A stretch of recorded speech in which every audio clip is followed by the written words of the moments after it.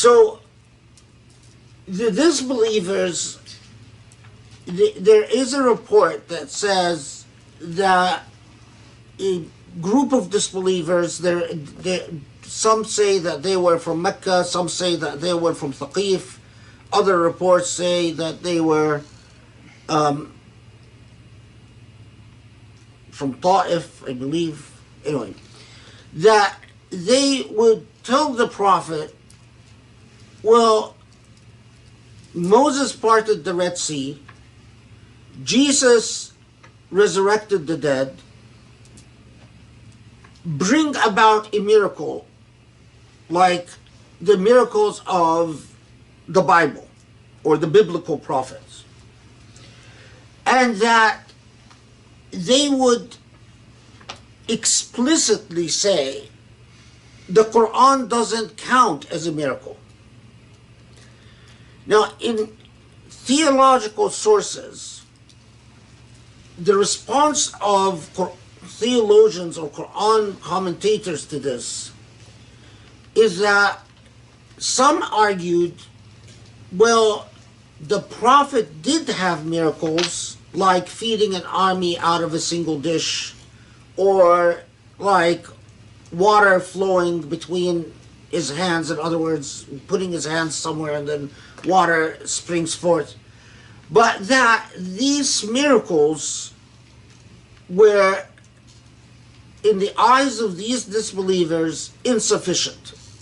That they didn't rise to the level of the miracles of biblical prophets like Jesus and Moses, and that that's why I discounted them.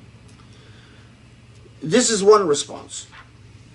Another response is that, in fact, none of the miracles that the Prophet reportedly performed, physical miracles, have been reliably reported. And that, in fact, the Qur'an was the Prophet's sole miracle. The idea that the Qur'an is the Prophet's sole miracle is not the popular idea in modern times. But in pre-modern times, it had a far greater backing than it does in modern times.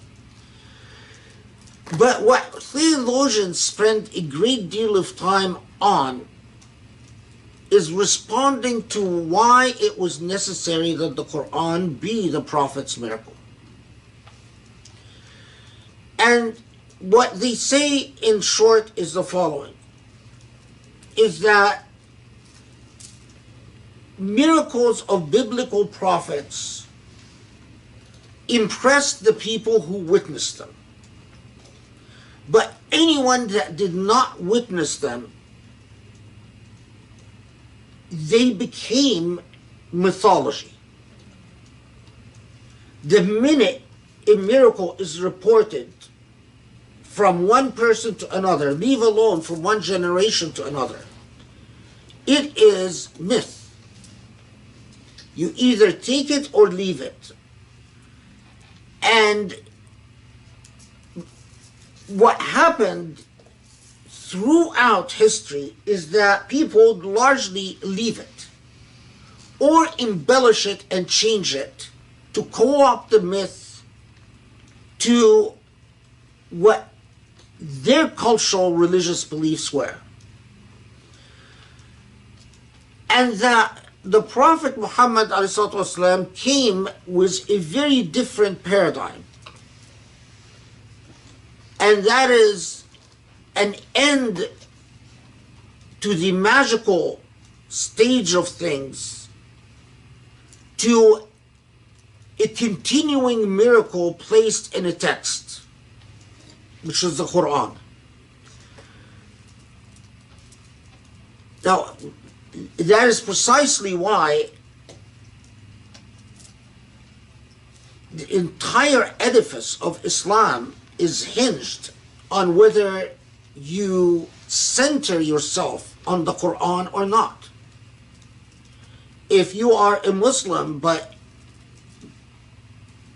the Qur'an is not significant to you, we have a problem, because it is the living miracle and the continuing miracle And the miracle justifies the entire prophecy of Muhammad alayhi salatu.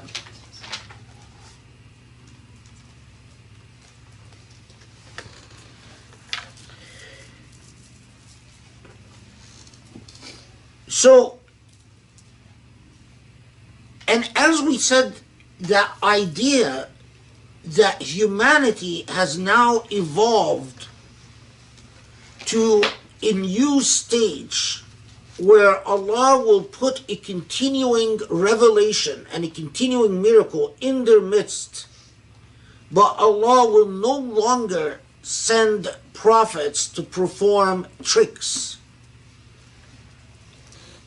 that dazzle and that earn loyalty for that prophet for a period of time as that prophet lives or whoever witnessed the miracle. And that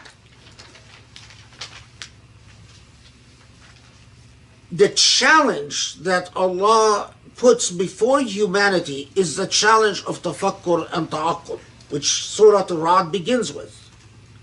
That now the challenge is that you reflect upon the continuing miracle and that your faith be based on that reflection.